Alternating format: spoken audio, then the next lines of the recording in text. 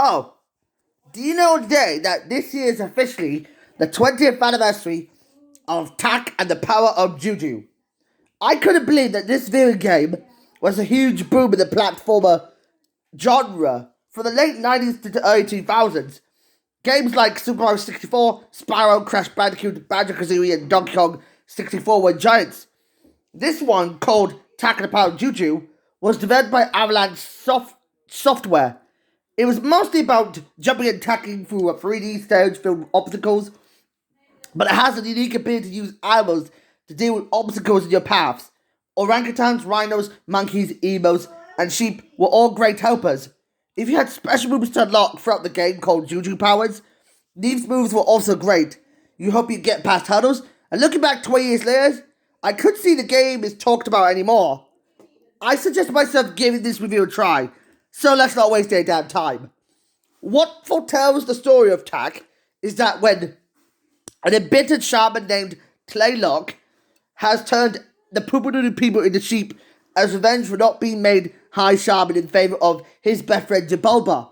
But the prophecy mentions that the chosen one, being Tak, has to restore the moon JuJu back to her true powers, unless he has to find the moonstones. From that sacred way of having to escape a way to do this, Jabulba summons Tak to be the apprentice warrior of the prophecy of discovering how Tak can find magical plants to change his best friend Lockback. If he met the Squire Tobar, telling them that Tak must attain the spirit rattle to find a way to discover why Locke had a bad case of Resurrection's revenge. Despite Tak collecting 100 magic gorbals, he notices he restores the moon JuJu to full strength. Although Locke recovers, he battles Tak. Tak, however, manages to battle Tlaylock much to Jabal's charging, and he turns everyone back to humans, and then he turns Tlaylock into sheep, finally fulfilling the prophecy of where it all started. All I can say is this game is a perfect start to the franchise. Despite the interactions of what I saw in Minecraft, I'd personally give this one 9.5 out of 10. Yeah, it's kind of fun for me to understand it, but in Tak to the Star of Dreams, somewhere in a 16 days time skip, Tak has become stuck in a dream all by himself when the entire world is completely empty. Even though Tak is stuck in a coma, Tak gets sent by the Dream JuJu to fight the Dream Guardian, take up the Staff of Dreams, and save the princess.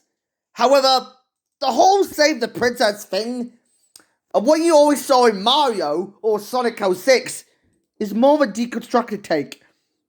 Well, unlike Ico, which is mostly about the hero fighting to get the princess, in what the hero and the princess are prisoners in the same castle as they work to escape together, in what, from the climax of the game, the queen captures Yordan, Ico wants to rescue her, a la Star Wars meets Avatar. This one is about Tak being sent on a heist to rescue the princess of the dream world from the monster that was holding her captive. That's what you're told. However, there is no princess, and the monster is actually a guardian spirit that rules the dream world, and the stage that sent Tak on the quest is Tlaylock in disguise. So the princess was made up by him to manipulate Tak to defeat the guardian so he could steal its power, and that's how Jabulba and Locke were right about warning him not to trust Tlaylock. According to that foreshadowing, after all that Tak's been through, and what Jabulba's brother Dave told him how he fought the Woodies in what they're working for the Dream Guardian, he notices he needs to choose the right spirit animal. Now, for the right spirit animal, for like a love of Pete's sake, I've got a good idea what I can think of. The moment Tak chooses the jackal spirit animal is basically something you get out of Kipo. And the moment I saw is kind of a game changer right in front of my eyeballs. Now, I got one thing to tell you about why I saw it in my eyes. I saw it right in front of my eyes, and there you go. Tak gets the spirit animal for myself. Yeah, for the love of Pete's sake. Now, despite this, Tak realizes he's forced to battle Tilurk's army of Woodies that are trying to possess the Black Sheep army. However, after defeating the Black Sheep, as well as confronting Pins and Needles, Tak attacks Claylock, knocks him on ledge and killing him. But Claylock grabs him and sends him to the Nightmare Realm, where Tak and Claylock fight each other, where a monster assembles the Dream Guardian and copies his own Dream Guardian. This time, Claylock uses the Staff of Nightmares to pretty much torture him. However, just because Claylock has gone mad with power about going bonkers, he decides to kill his friends and enemies to summon his dream monsters to do so. Tak survives into saving his friends and defeating Claylock for a third and final time, but he gets awakened by Jaboma's knock, telling him that the whole thing was a dream. They walk off to go on the next adventure, being Tak, the Great JuJu Challenge. I personally realize it's an even more fun-filled sequel than the typical Tak 1 game. Well, it's kind of hilarious that they added new characters like Fauna, and also Flora reprises her appearance to surprise him. I noticed that they brought back Actually, they added new characters like Belly JuJu and Psychic JuJu, and they brought back Skeleton JuJu from the first game. As I personally agree that since the first one came out in 2003, this one came out in 2004, and the beta version looks very different. I know there's totally different that Word of God mentions according to Lost Media that we were supposed to be getting 8 spirit animals, mainly, there's a few animals I can think of. Mainly, the squirrel, the bear, the skunk, and the boar, and also jaguar, eagle, dragon, and piranha. But they were reduced to only 4 instead of 8. And also, like the first game had an unused level called Numa Bay, which never got made, and an unused animal called Pufferfish, which became exclusive to the Game Boy Advance. Despite this, they didn't put the lobsters in that game as well.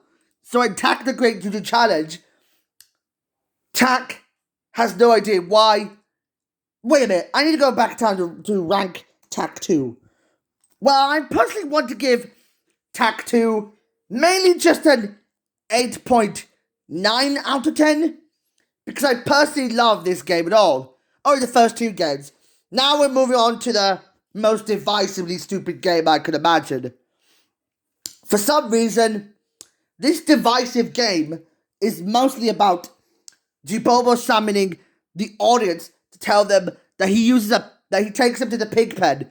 This time, for the first time in 60 years, in what Dave mentioned about why the Blacklist tribe were there, Tak and Locke are back. This time, they're participating in a new quest to challenge themselves in the Great JuJu Challenge, where it's a tournament where the Moon JuJu will tell them how to battle each other, see who wins in a Proving Grounds match.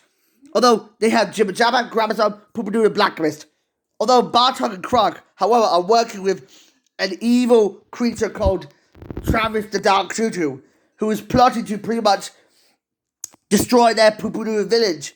However, as they make their way through everything, while going to ambush Grog, they battle an invincible lizard to get the ancient hammer of Handy JuJu in what he gives it to Locke.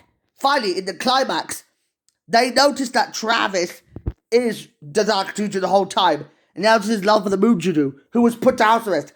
After 3 rounds, Tak and Locke win. They keep the favor, they return to the village, and everyone's gone. They have their own point to end with a high 5. All I can say is this game sucks. I know that, like the first 2 games, the PS2 and GameCube and Xbox versions of all 3 games were generally favorable.